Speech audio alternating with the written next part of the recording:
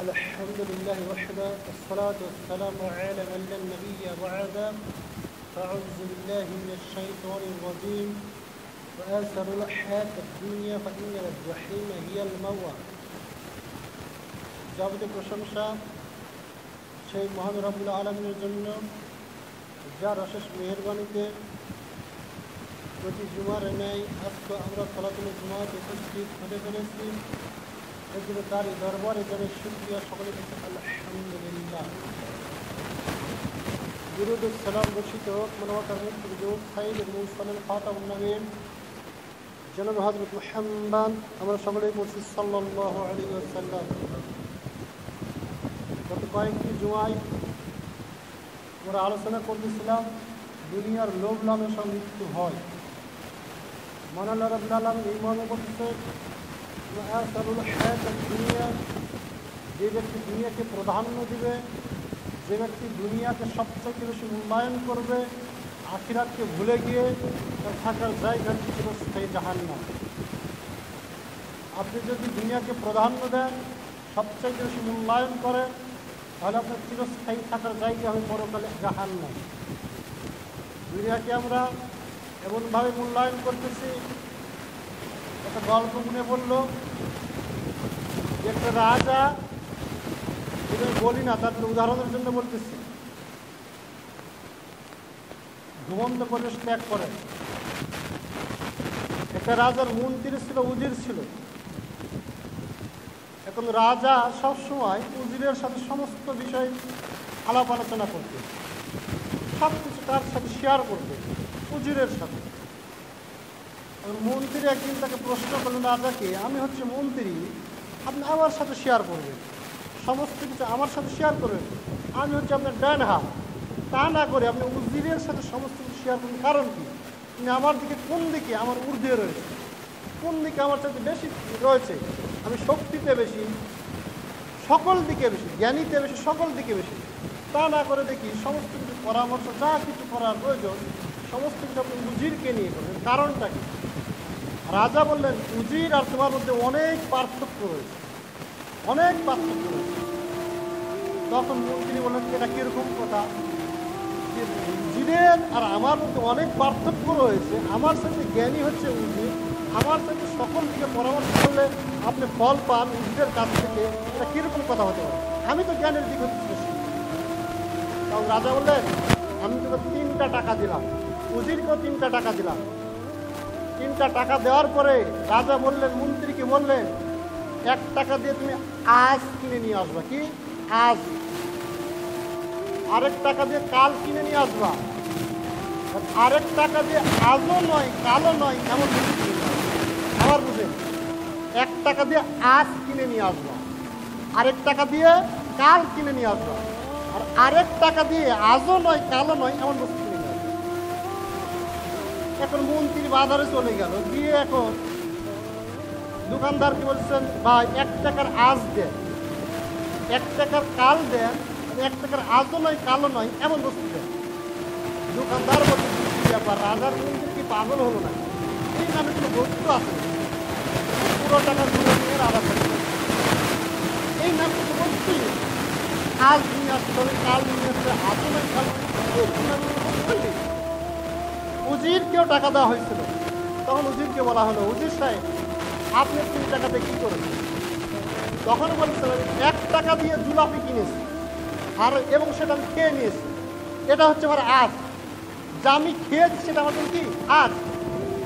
আরেক টাকা যেটা ছিল সেটা আমি আল্লাহর রাস্তায় ব্যয় করেছি, আল্লাহর রাস্তায় ব্যয় করেছি, একটা ফকিরকে দিয়েছি, এটা হচ্ছে আমার জন্য কাল। কাল মানে কি? মৃত্যুর পরবর্তী জীবনে যেটা কাজে আসবে, এটা হচ্ছে এটা আমার কাল, আগামী দিন আমি যেটা আর কি অংশ পাবো, এটা আমি ফলাফল পাবো। আপনি যদি 1 টাকা দান করেন, কোরআন বলতেছে সেই টাকা আল্লাহ লালিত পালিত করতে করতে করতে একটা পাহাড় শহর পরিমাণ। তাহলে তিনি বলছেন, 1 টাকা যেটা আমি খেয়েছি এটা আমার জন্য আজ, 1 টাকা আল্লাহর রাস্তায় ব্যয় করছে এটা আমার জন্য কাল। আসার পথে একজন গান গাইতেছে, গান গাওয়ার উদ্দেশ্য হচ্ছে কিছু টাকা, একটু হয় না গান গেয়ে টাকা চাই, একটু দেখতে নাই, অনেক হারাম উপায়ে উপার্জন করছে, হারাম কিছু করে বলছেন যে আমাকে টাকা দাও, ওই যে দেখেন হকারেরা আসে সুন্দর রমণী নিয়ে এসে নাচ গানের ব্যবস্থা করে টাকা নেয় না, তিনি বলছেন ওই 1 টাকা আমি সেখানে দিয়েছি, সেটা আমার আজও উপকার হবে না, কালও উপকার হবে না, পরকালে উপকার হবে না, এটা আমার আজও নয় কালও। এই জন্য রাজা বললেন, এই জন্য আমি মন্ত্রীর সাথে সমস্ত কিছু পরামর্শ করি, হেদিনী ভাই হেদিনী উঠলে। আজকে আমাদের অবস্থাও ঠিক তাই। আজকে আপনি যা করতেছেন আজ করার চেষ্টা করেন, লাখ লাখ টাকা ব্যয় বাড়ি করছেন, লাখ লাখ টাকা ব্যয়ে অসংখ্য কিছু আপনি করছেন, এটা মনে করছেন আপনার আজ এখানে আমি বসবো, এখানে আমি খাবো, এখানে আমি শুবো, এখানে আমি আরাম করবো। জীবনের শেষ পর্যায় পর্যন্ত আপনি পরিশ্রম করলেন, সেখানে আরামাইশের জন্য এমন মুহূর্তে ট্রেন এসে হাজির, আপনার গন্তব্যস্থানে পৌঁছে যেতে হচ্ছে। গন্তব্যস্থানে পৌঁছে যেতে হচ্ছে, মৃত্যু এসে হাজির। যেই সময় আপনার আরামের সময়, যেই সময় আপনার সুখের সময়, সারা জীবনের পরিশ্রমের মাধ্যমে সুখ পাবেন, এমন মুহূর্তে মৃত্যুর ট্রেন এসে হাজির, আপনাকে চলে যেতে হচ্ছে। কাল যেটা বললাম সেটা হচ্ছে মৃত্যুর পরবর্তী জীবনের জন্য কিছু ব্যয় করা, নিজের সম্পদ কিছু ব্যয় করা।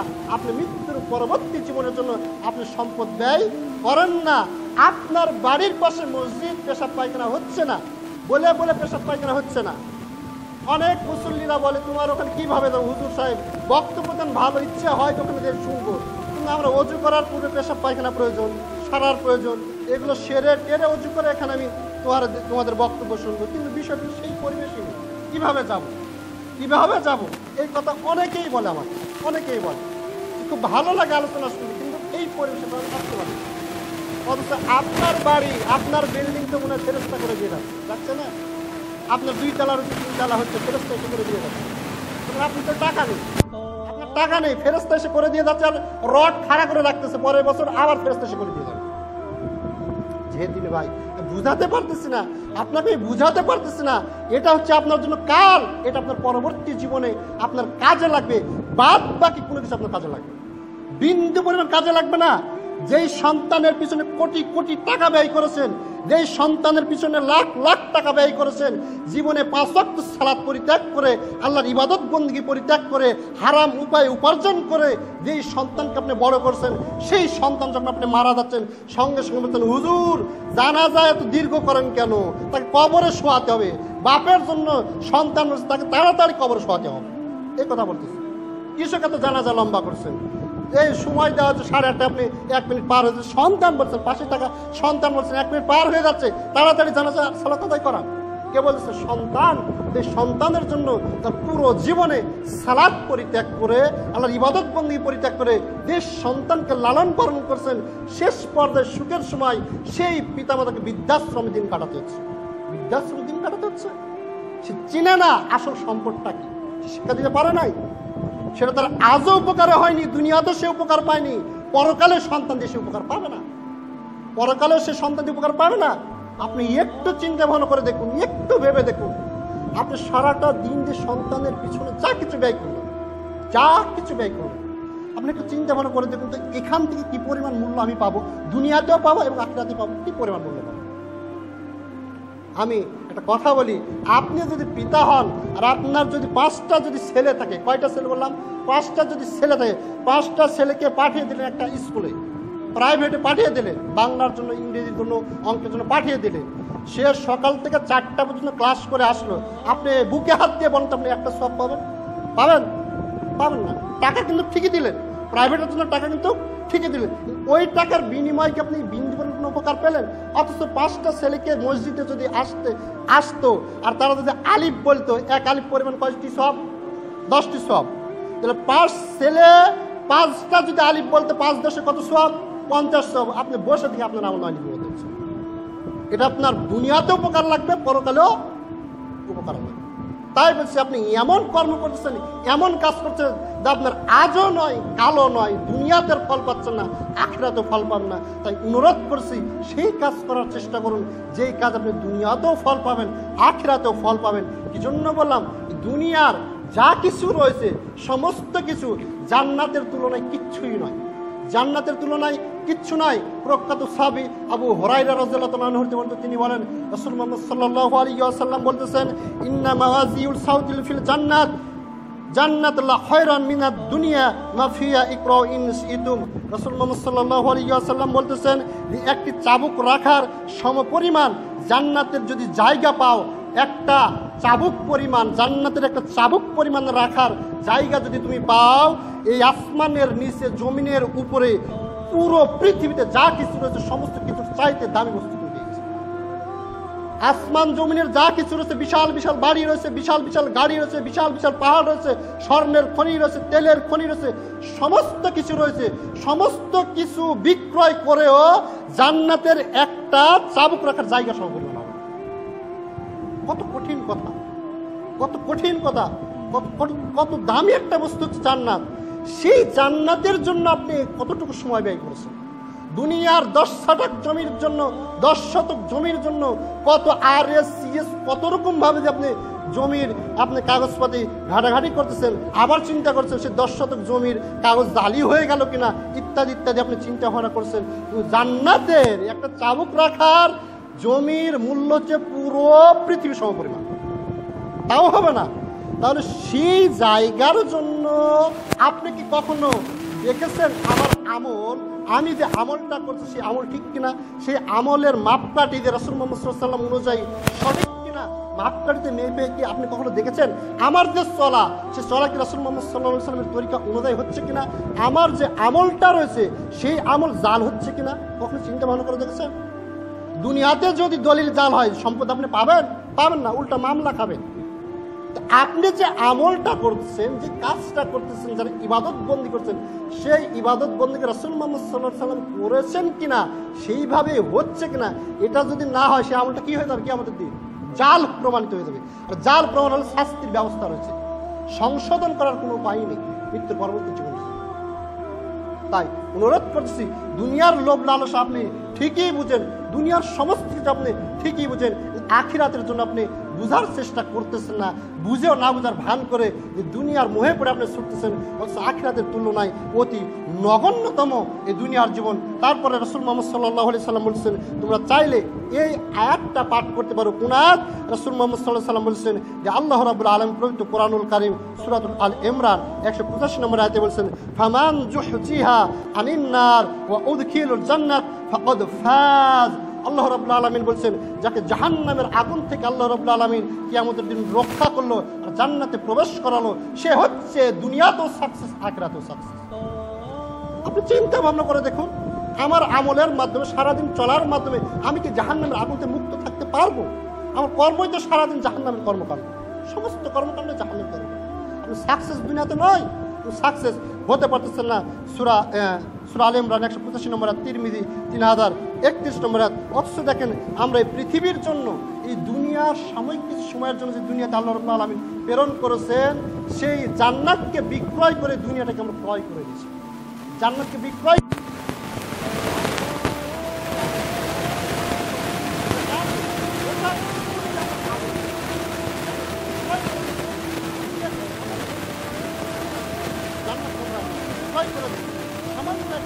চাবুক রাখার জায়গার সমান হচ্ছে পুরো পৃথিবী ক্রয় করতে হবে না। অথচ সেই দুনিয়ায় নিয়ে আমরা ব্যস্ত হয়ে পড়েছি। অথচ রাসূল মুহাম্মদ সাল্লাল্লাহু আলাইহি ওয়াসাল্লাম আল্লাহ রাব্বুল আলামিনের আরেকটি যারা দুনিয়ার নাম রাখে, যারা দুনিয়ার চাকরি করছে, যারা দুনিয়ার বাড়ি থাকছে, যারা দুনিয়াতে গাড়ি থাকছে, যারা মোবাইল থাকছে,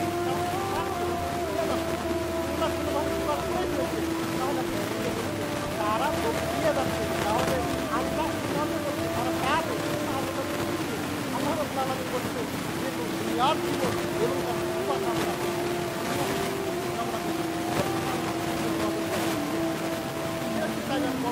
বিশাল একটা গাড়ি চাই, আল্লাহ রাব্বুল আলামিন দিয়ে দিলেন। তাই আল্লাহ দুনিয়ার জীবন এবং তার শুভ কামনা করে আমরা তাদের কাজে ফল প্রদান করে থাকি।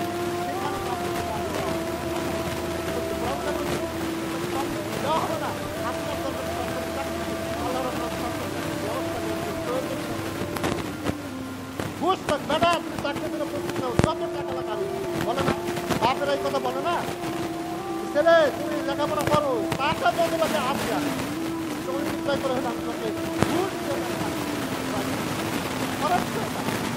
তাই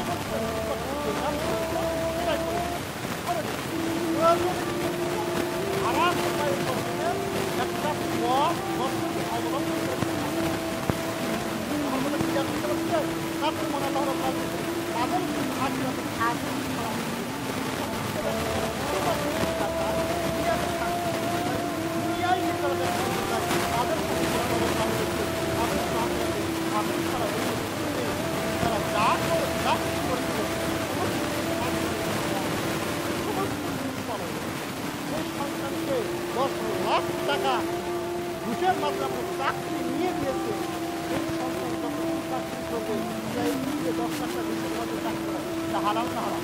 কথা বলেন হারাম। তাই আল্লাহ বলছেন যা কিছু করবে কষ্ট করে পরিশ্রম করে নিজের যা ঘামিয়ে যেই টাকা বের করে ছেলেকে সরকারি চাকরি দিল, হারাম উপায় উপার্জন করে ক্ষমতা দেখিয়ে অর্জন করে তারপরে ইত্যাদি এই অন্যায়কে অত্যাচার করে জুলুম করে দিল, আল্লাহ বলছেন আখেরাতের ফলাফল পার না। এই জন্য সরকারি চাকরি দিয়ে ঘুষ দিয়ে চাকরি দিয়ে ঘুষের টাকা হারাম, যার কারণে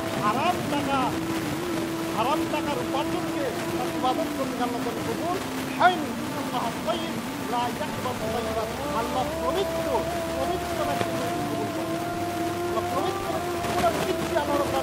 কবুল করে না, যার কারণে ওই সন্তানের সমস্ত আমল করেন।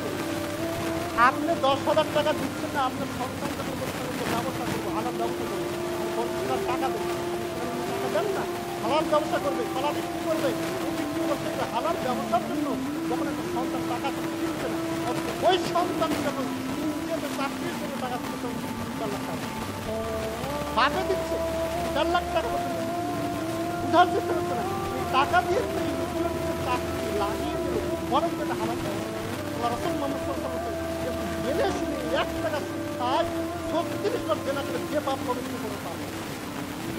যে ব্যক্তি জেনে শুনে 1 টাকা সুদ খাবে 70 ভাগের সর্বনিম্ন সুদের পাবে 70 ভাগের সর্বনিম্ন ভাগ হচ্ছে নিজের মায়ের সন্তান।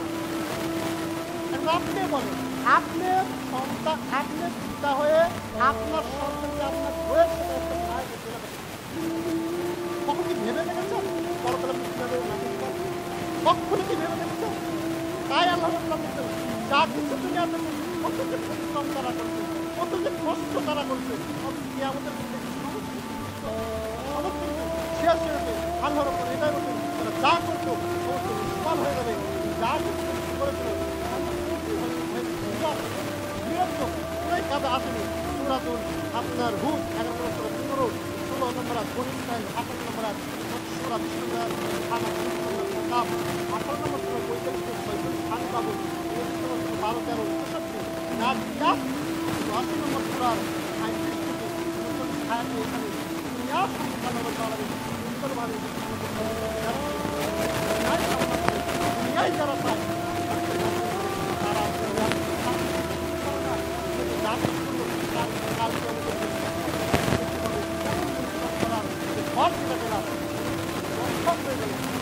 কাজে আসছে না।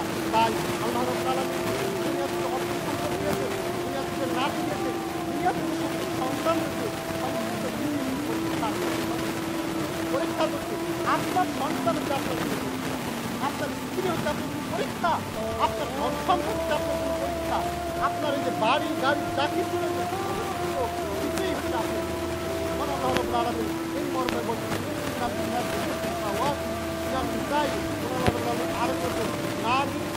নারী রয়েছে, সন্তান রয়েছে, সোনা রূপার খুব বাছাই করা ঘোড়া, গবাদি পশু এবং ক্ষেত খামারের প্রতি আসক্তি মানুষের উপর সীমিত করে দেওয়া হয়েছে, সীমিত করে দেওয়া হয়েছে। তারপর সব দুনিয়ার জীবনের ভোগ সামগ্রী ছাড়া কিছুই নয়, ভোগ সামগ্রী। আর আল্লাহর জীবন করতে প্রত্যাবর্তন খান বলছেন। আর আপনি আপনার দুই চোখ কখনো তাদের দিকে নজর দেবেন না যারা সবসময় দুনিয়ায় সৌন্দর্য নিয়ে উপভোগের উপকরণ হিসাবে সবসময় চেষ্টা করে। কীভাবে করবো গাড়ি করবো কীভাবে জীবনযাত্রা তৈরি করবো,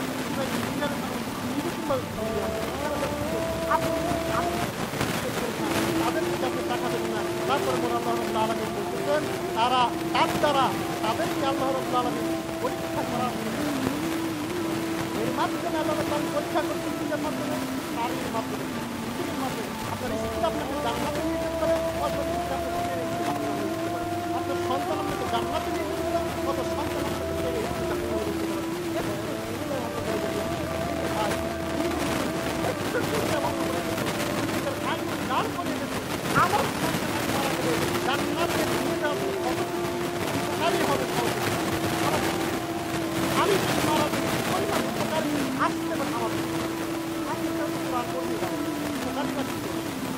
আপনি কি পরিমাণে দুনিয়াতে আপনি খবরে কি পারবেন? খবরে কি পারবেন? কেননা বলা হয়েছিল প্রাণ করতে পারবে না, খবর করতে পারবে অসম্ভব। আজও যারা প্রাণ করতে পারবে না, খবর করতে পারবে অসম্ভব। যখন ফেরত করা বলে সেটা জানলো না কেন, সেটা পড়লো না কেন, তখন খবরের প্রস্তুতি জানবে কিভাবে? তোমার রাতকে, তোমার দিনকে এবং তোমার নদীকে যখন দিবে তখন ফেরত তারা আবার তাকে কি করবে জানবে কিভাবে? তখন তিনি বলবেন সর্বপ্রথম আমি কোরআন করেছি বলে আমি উত্তর দিতে পেরেছি। সুতরাং তারা কোরআন করতে পারে না, খবর করতে পারে না। তাই পরবর্তী প্রথম যে ধাপ খবর এটার সাথে প্রস্তুতি নিতে পেরেছেন। আল্লাহ রাব্বুল আলামিন বলছেন যে আল্লাযী খালাকাল মাউতা ওয়াল হায়াতা লিয়াবলুয়াকুম আইয়ুকুম আহসানু আমালান ওয়া হুয়াল আজিজুল গফুর। সেই সত্তা যে হায়াত আমাদের পরীক্ষা করার জন্য কার আমল আল্লাহ থেকে কার আমলের দিক হতে সর্বোৎকৃষ্ট এটা পরীক্ষা করার জন্য আল্লাহ রাব্বুল আলামিন আপনি চিন্তা ভাবনা করে দেখুন আমার আমল কতটুকু সঠিক, কি পরিমাণ আমল করে আল্লাহ মূর্খের 2 নম্বর আয়াতে বলতেছেন যে আমি তোমাদেরকে সৃষ্টি করেছি পরীক্ষা করার জন্য এবং পরীক্ষার এই জন্য করবো কিসের মাধ্যমে? আমলের মাধ্যমে। আমলটা কত সুন্দর হচ্ছে, উত্তম আমল, ভালো আমল। রাসূল যেটা দিয়েছে এটা আমল নিয়ে যেটাতে সব রয়েছে, যেটাতে সব রয়েছে। রাসূল মুহাম্মদ সাল্লাল্লাহু আলাইহি ওয়াসাল্লাম যতটুকু দিয়েছেন ততটুকুই উত্তম আমল, বেশি করলে অনুত্তম আমল, কম করলে অনুত্তম আমল। আমার কথা কি বুঝতে পারছেন? যেমন আজকে তোমার পুরো 2 রাকাত পড়ো, 2 রাকাতে উত্তম হিসেবে গণ্য হবে। এটাই শরীয়তের রেজিস্ট্রারি খাতায় লিপিবদ্ধ 2 রাকাত। এখন যদি ভালো মনে করে 4 রাকাত করে হবে অনুত্তম হয়ে যাবে। আমলের সর্বোত্তম আমল করার জন্য আল্লাহ রাব্বুল আপনাকে আমাকে দুনিয়াতে প্রেরণ করতেছেন। আর দুনিয়াতে যারা অন্যায় করতেছে, পাপাচার কাজ করতেছে, যারা জুলুম করতেছে, যারা সব ধরনের পাপের সাথে জড়িত রয়েছে, আপনারা দেখতেছেন তারাই সুখে শান্তিতে রয়েছে, তারাই সুখে শান্তিতে থাকতেছে এবং সব ধরনের সুবিধা তারাই পায় সব ধরনের অন্যায় পাপাচার করছে। এটা নিয়ে আপনি টেনশনে ঘুরছেন না। এটা কিরকম কথা? ওই ব্যক্তি আদায় করবেন, ওর বাড়ি ওই ব্যক্তি আদায় করে না, এটা রয়েছে বাড়ি রয়েছে, ওই ব্যক্তি আদায় করবেন, সব ধরনের শান্তিতে রয়েছে। আল্লাহ সাল্লাল্লাহু আলাইহি ওয়াসাল্লাম বলছেন যে আল্লাহ আমার আগের তিনি বলেন যখন দেখবে আল্লাহ তাআলা কোনো ব্যক্তিকে তার পাপাচার সত্ত্বেও পাপ কাজ করছে, এটা সত্ত্বেও পার্থিব জীবনে তার প্রিয় বস্তু একদিকে পাপ করছে, তারপর তার প্রিয় বস্তু আর আপনি 5 বছর খেলা তাদের পাচ্ছেন। তাই তার ব্যক্তি তার যেগুলো পছন্দের বস্তু, তার যে আশা এটাই বলছেন তখন তুমি বুঝবে তাহলে তাকে ধ্বংসের দিকে ঢেলে দেওয়ার মাত্র। আমরা যে ছিপ দিয়ে মাছ ধরি, সুন্দরভাবে খাবারটা বসতে লাগে ধরার জন্য। আর যদি আমরা ধরি তার কেটে কেটে খাওয়ার ব্যবস্থা করি। আমরা খুব তাকে ধরার জন্য আল্লাহ রাব্বুল আলামিন দুনিয়ার সমস্ত যে পবিত্র ব্যক্তিকে দিচ্ছেন তাকে ধরার জন্য ধরবেন কোথায়? ধরবেন একদিন কিয়ামতের দিন। তাই রাসূলুল্লাহ সাল্লাল্লাহু আলাইহি ওয়াসাল্লাম তাকে যাকে দিচ্ছেন এটা নিয়ে চিন্তা করো না, যাকে দিচ্ছেন এটা এক সময় আসবে ধরার জন্য খুব দিচ্ছেন। কতবার মন আল্লাহ রাব্বুল আলামিন প্রশ্ন করানো কারিমের সূরা আনামের 6 নম্বর সূরা 44 নম্বর আয়াত পাঠ করবেন যে কতবার তাদেরকে যে উপদেশ করা হয়েছিল তারা যখন তা ভুলে গেল তখন আমরা তাদের ভুলে দিলাম। অবশ্যই তাদেরকে যা দেওয়া হলো তখন তারা তাকে উল্লাসিত হয়ে গেল। হঠাৎ আমি তাদেরকে পাঠাও উল্লাসিত হয়ে গেল। আপনি গাড়ি করছেন, সব কিছু আপনি পাচ্ছেন, বিচার ব্যবস্থায় রায় আপনি পেয়ে যাচ্ছেন, অন্যায় করে বিরোধী করে জমি খাচ্ছেন, সেখানে রায় আপনি পেয়ে যাচ্ছেন, টাকার জন্য উল্লাসিত হয়ে যাচ্ছেন, দেশে আপনি দিতে গেছেন, উল্লাসিত হয়ে যাচ্ছেন। আল্লাহ রাব্বুল আলামিন এবং সে উল্লাসিত হয়ে গেল। তারপরে হঠাৎ করে তাকে আমি পাকড়াও করলাম, ফলে তখন তারা নিরাশ হয়ে গেল। হঠাৎ করে অন্যায় করে কি করেন করলাম, এত কিছু করলাম, এখন আপনার জন্য মৃত্যু করলাম। এখন আপনি ভেবে দেখেন তো, যা কিছু করলাম এটা আপনি নিরাপত্তা পাবেন, যা কিছু পারবে পারবে একটা কিছু পারবে, অন্ধকার খবরই আপনার আমল কিচ্ছু যাবে না। আমলের পিছনে আমরা ছুটতেছি না, তাই আল্লাহ রাব্বুল আলামিন বলেন সুতরাং আল্লাহ রাব্বুল আলামিন পাপিষ্ঠ ব্যক্তিকে নিয়ে সব জায়গায় ধরনের সুখ দিচ্ছেন, কতদের বৈশিষ্ট্য দিচ্ছেন। তার মানে এই নয় যে আল্লাহ রাব্বুল আলামিন ভালোবেসে, আল্লাহ রাব্বুল আলামিন তাকে ভালোবেসে দিচ্ছেন। আমরা মাপকে চোখ দিই, তার মানে এই নয় ভালো খাবার দিচ্ছি, তাকে ধরার জন্য খাবার, ধরার জন্য খাবার দিচ্ছি। সেটাই আল্লাহ রাব্বুল আলামিন বলতেছেন যে আপনার এই নয়, এই নয়, তাকে ভালোবেসে দিচ্ছেন।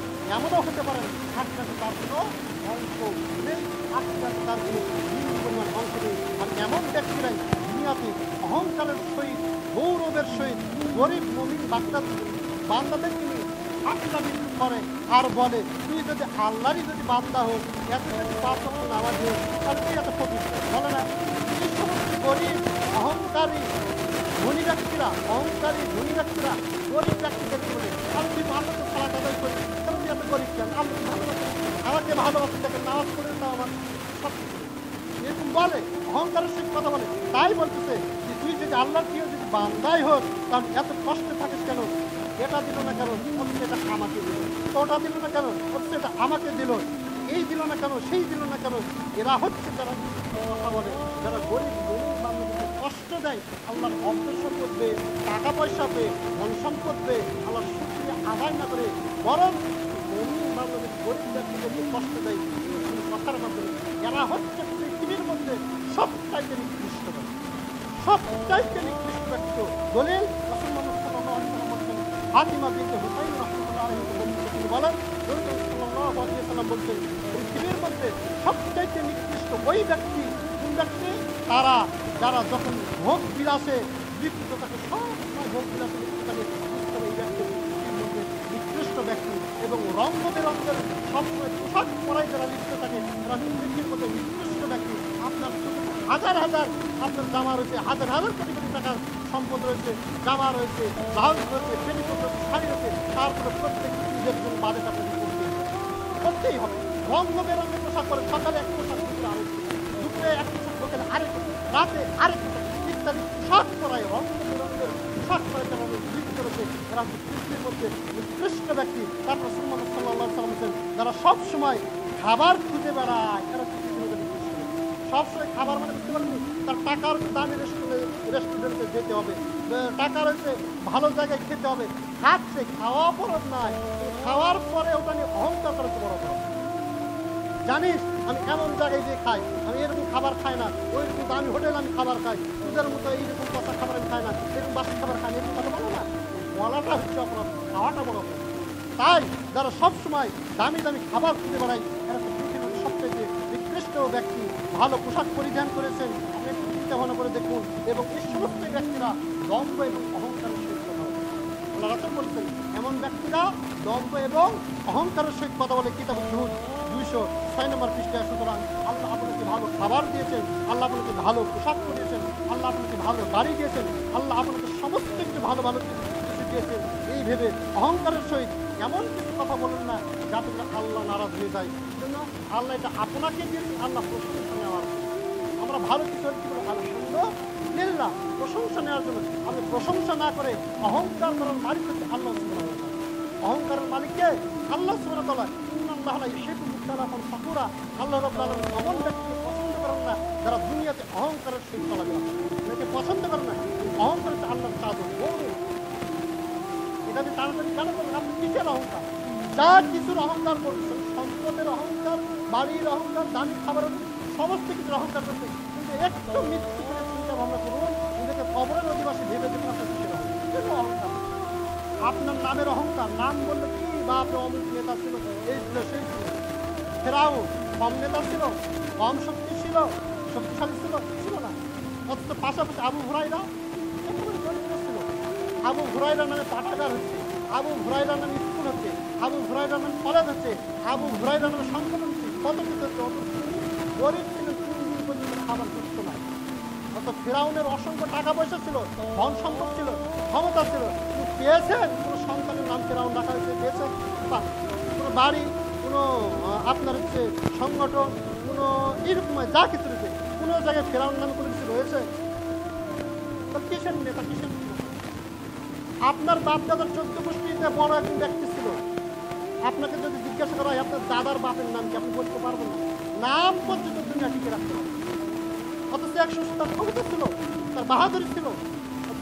ভাই একটু চিন্তা ভালো করবেন, ক্ষমতার গৌরব, এইরকম ক্ষমতার অহংকার এগুলো টিকে না, বেশি দিন টিকে না, কিছুদিন হয়তো টিকতে পারে, দিনে দিনে টিকতে পারে। আপনি একটু নিজেকে খবর বসে অন্তর্ভুক্ত করুন, তাহলে আপনি বুঝতে পারেন আপনার ক্ষমতা কি, আপনার অহংকার কি, এটা আপনি বুঝতে পারেন। যেটি বলতেছিলাম যে আপনি অহংকারের সহিত কোনো ব্যক্তিকে এমন কথা বলবেন না যাতে করে আল্লাহ রাব্বুল আলামিন নারাজ হয়। এই জন্য একটা হাদিস লক্ষ্য রাখার সময় সংক্ষেপের কারণে খুব দ্রুত বলছি। উমর রাদিয়াল্লাহু আনহু তিনি বলেন, রাসূল মুহাম্মদ সাল্লাল্লাহু আলাইহি ওয়াসাল্লাম আমার দেহকে স্পর্শ করে বললেন, হে আব্দুল্লাহ, দুনিয়াতে তুমি এমনভাবে বসবাস করো, এই দুনিয়াতে তুমি এমনভাবে বসবাস করো, তুমি যেন একজন পথচারী মুসাফির। তুমি একজন মুসাফির, টুপলা টাপলা নিয়ে মুসাফিরা যায় না, তুমি একজন মুসাফির। তুমি নিজেকে কবরবাসীর অন্তর্ভুক্ত মনে করো আমি আগামীকালই মরে যাবো, অথবা আজকেই মরে যাবো। তাহলে আমরা এগুলো থেকে কি লাভ?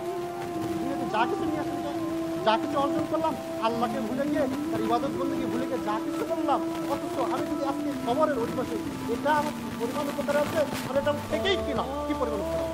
তাই তুমি নিজেকে কবরবাসী মনে করো, সে সম্পদশালী। নিজের চোখ একটু, দুটি চোখ একটু বন্ধ করে আপনি দেখুন, কিছু সময়ের জন্য নিজেকে কবরবাসী মনে করে একটু চিন্তা ভাবনা করে দেখুন আপনার কি রয়েছে, কতটুকু কি রয়েছে, কতটুকু সম্পদ রয়েছে, কতটুকু বাড়ি রয়েছে, কি পরিমাণ আলোর ব্যবস্থা আপনি কবরের জন্য করতে, একটু চিন্তা ভাবনা করে দেখুন। সালমান ফার্সি রাদিয়াল্লাহু আনহু তিনি বলেন যে সালমান ফার্সি রাদিয়াল্লাহু আনহু একদিন ভাষণ দিতে গিয়ে তিনি কেঁদে ফেললেন। সালমান ফার্সি এবং সাহাবী ছিলেন, ভাষণ দিতে গিয়ে তিনি কেঁদে ফেললেন। তখন তাকে জিজ্ঞাসা করা হলো, আপনি কাঁদছেন কেন? যে সালমান ফার্সি, আপনি কাঁদতেছেন কেন? আপনি তো রাসূলুল্লাহ সাল্লাল্লাহু আলাইহি ওয়াসাল্লাম সাহাবী, আপনি তো জান্নাতি একজন সাহাবী, তারপর আপনি কেন কাঁদতেছেন? তখন তিনি বললেন, দুনিয়ার কিছু অনুরাগ বিরাগের জন্য কাঁদছে না, দুনিয়াতে আমি এটা পাইনি সেটা পাইনি, এই জন্য আমি কান্নাকাটি করতেছি না। তবে আমার কান্নার কারণ হলো আমরা নবী মুহাম্মদ সাল্লাল্লাহু আলাইহি ওয়াসাল্লাম এর কাছে একটা অঙ্গীকার করেছিলাম, একটা ওয়াদাবদ্ধ হয়েছিলাম, যা আজকে আমরা ছেড়ে দিয়েছি। সেই অঙ্গীকার আমরা ছেড়ে দিয়েছি। সেটা কি? তার কাছে আমরা অঙ্গীকার নিয়েছিলাম, এই যে আমাদের প্রত্যেকের জীবন ধারণ হবে মুসাফির সম্বলের, প্রত্যেকের জীবন ধারণের মুসাফিরের সম্বলের নাই। এই কথা বলে তিনি তার নিজের সম্পদের দিকে নজর দিলেন। সালমান ফার্সি এই কথা বলে কাঁদতে কাঁদতে, নিজের চোখের পানিতে কাঁদতে কাঁদতে নিজের সম্পদের দিকে নজর দিলেন এবং হিসাব কষে তিনি দেখলেন তার সম্পদ মাত্র বাকি আছে 25 থেকে 35 দিরহাম। 25 থেকে 35 দিরহাম ব্যতীত তার কোনো সম্পদ নেই। সালমান ফার্সি রাদিয়াল্লাহু আনহু তিনি জান্নাতের সাহাবী। 25 থেকে 35 দিরহাম সম্পদের জন্য, আর কতটুকুই বা সম্পদ, এই সম্পদের জন্য তার চিন্তায় চোখ দিয়ে অশ্রু প্রবাহিত হচ্ছে। এই সম্পদ আমি কি আল্লাহ কিভাবে জবাব দেবে? এই সম্পদ আমি রেখে চলে যাচ্ছি, এই সম্পদ কোন পথে তারা ব্যয় করবে, কোন পথে তারা কি করবে, এই চিন্তায় তার চোখে পানি আসতেছে। তিনি বলছেন, তুমি যখন সন্ধ্যায় উপনীত হও তখন তুমি সকালের অপেক্ষা করো না, আর তুমি যখন সকালে উপনীত হও তখন তুমি সন্ধ্যার অপেক্ষা করো না। তোমার সুস্থতার পূর্বে তোমার পীড়িত অবস্থার জন্য প্রস্তুতি নেও। যখন তুমি সুস্থ রয়েছো তখন তুমি অসুস্থতার পূর্বে তুমি সুস্থতাকে মূল্যায়ন করো, আর তোমার জীবিত অবস্থায় তোমার মৃত্যুর জন্য প্রস্তুতি নাও। সাহাবাই কেরাম সদা সর্বদা প্রস্তুতি নিতেন, সাহাবাই কেরাম সদা সর্বদা প্রস্তুতি নিতেন, রাসূল মুহাম্মদ সাল্লাল্লাহু আলাইহি ওয়াসাল্লাম সদা সর্বদা প্রস্তুতি নিতেন। আমরাও সদা সর্বদা প্রস্তুতি নিই। সাহাবাই কেরাম প্রস্তুতি নিতেন মৃত্যুর জন্য, সাহাবীরা প্রস্তুতি নিতেন কবরের জন্য।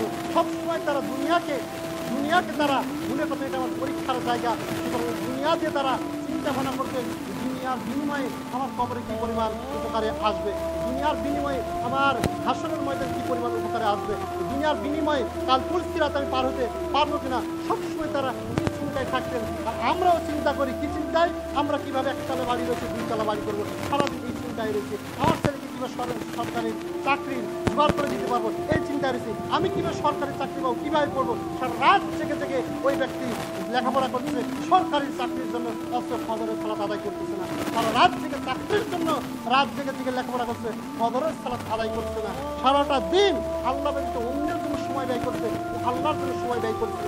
যত অর্থ সম্পদ রয়েছে, টাকা পয়সা রয়েছে, সমস্ত কিছু দুনিয়ার জন্য ব্যয় করতে পারছে, কিন্তু আখিরাতের জন্য, পরকালের জন্য আল্লাহর পথে 1 টাকা ব্যয় করতে পারছে না। 1000 টাকা প্রতিদিনের ইনকাম থেকে 1 টাকা আল্লাহর পথে ব্যয় করার জন্য তার সময় হচ্ছে না, সুযোগ হয়ে যাচ্ছে না। তাই হে দিন ভাই, যে দিন উঠলে আপনাকে অনুরোধ করছি, হাতে পায়ে ধরে বলছি, আপনারা যা কিছু আল্লাহ রাব্বুল আলামিন দিয়েছেন তাতে আপনি সন্তুষ্ট থেকে আল্লাহ ইবাদত বন্দী করুন। আর আল্লাহ যতটুকু দিয়েছেন ততটুকুর মাধ্যমে আল্লাহর আপনি সন্তুষ্ট অর্জন করার চেষ্টা করুন। দুনিয়া দিয়ে আখিরাতকে কামাই করার চেষ্টা করুন।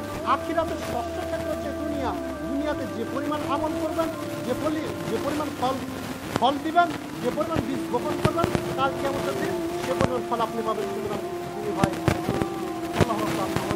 দুনিয়াতে আবাদ করে পরকালে যেন সেই আবাদের সঠিক ফল ভোগ করার তৌফিক দান করুন। আল্লাহ আমিন। দুনিয়াতে যদি ভালো চারা রোপণ করে যায়, অবশ্যই কাল কিয়ামতের দিন ভালো ফল পাবো। আর দুনিয়াতে যদি খারাপ চারা রোপণ করে যায়, খারাপ সন্তান যদি দিয়ে যায়, কাল কিয়ামতের দিন খারাপই ফল পাবো। এটা স্বাভাবিক। তাই অনুরোধ করছি, যত পিতা মাতা রয়েছে তাকে অনুরোধ করছি, হাতে পায়ে ধরে বলছি, আপনার সন্তানের কিছু 1 লাখ টাকা ব্যয় করছেন, আমার কোনো আপত্তি নেই। তবে আপনি ব্যয় করার পরে আজকে যদি চিন্তা ভাবনা করে দেখুন, আমি যে লাখ টাকা আমার সন্তানের ব্যয় করলাম, এর বিনিময়ে আমি কি পাবো, কতটুকু আমি এর থেকে উপকার পাবো। সুতরাং আপনি অনুরোধ করছি, পিতাদেরকে অনুরোধ করছি, আপনি এমন করে সন্তানকে ব্যয় করার চেষ্টা করুন। আপনি দেখেন একটা কথা বলে আমার আলোচনা, আপনি দেখেন দুনিয়ার প্রাইভেটের জন্য আমি বলি ভাই, এই যে সকালে কোরআন পড়ে 1 ঘন্টা এখানে একটু আসে, এখানে একটু এসে আপনার সঙ্গে পারেন, তখন না সকাল করে প্রাইভেট রয়েছে। সকাল কী রয়েছে? প্রাইভেট রয়েছে। প্রাইভেট যারা পড়তেছেন 500 টাকা দিয়ে, আমি কিন্তু তার বিপক্ষে বলতেছি, কিন্তু যারা প্রাইভেট পড়ছে সকালে 500 টাকা দিয়ে বলে, 500 টাকা ব্যয় করে সকাল থেকে 2 ঘন্টা পড়লো, এর বিনিময়ে কাজটা কিন্তু পারবেন। এখন যদি মারা যায় ওই পিতা কি পরিমাণ উপকার করে, টাকা কিন্তু পিতা, কিন্তু ওই সন্তানকে সকালে ফ্রিতে কোরআন পড়ানো, কমিটির লোকেরা টাকা দিচ্ছে, তাদের কাছ থেকে টাকা নেওয়া হচ্ছে, ফ্রিতে কোরআন পড়ানো। ওই সন্তান যদি এখানে এসে যদি 1 মাস 2 মাস পরে যদি কোরআন যদি পড়তে যদি পারতো, কোরআন যদি শিখতে পারতো, কিয়ামত পর্যন্ত একটা আলিফ পড়লে তার খবর 10টা লিখে। এই আমলের জন্য সময় বলতে ওখানে প্রাইভেট করতে আগে ওটা করতে হবে। তাহলে আগে আমরা চাচ্ছি কি দুনিয়া, আগে চাচ্ছি দুনিয়া, তারপরে দিন, আগে দুনিয়া ঠিক তারপরে দিন। আল্লাহ রাব্বুল আলামিন বলছেন আসআলুল হায়াতাদ দুনিয়া, যে ব্যক্তি দুনিয়া কামনা করবে আগে দুনিয়া ঠিক রাখবে তারপরে দিন। আল্লাহ তাআলা বলেন ওয়াসআলুল হায়াতাদ দুনিয়া ফাইনাল জাইয়াল মামা তার জন্য সেই জাহান্নাম। সুতরাং আল্লাহ রাব্বুল আলামিনকে হকটাকে বুঝে কেউ আমল করার তৌফিক দান করুন। আল্লাহ আমিন। দিন ঠিক রেখে দুনিয়াতে চলার তৌফিক দান করুন। আল্লাহ আমিন। দিনটাকে ঠিক রেখে আমাদের অর্থ সম্পদ বৃদ্ধি করার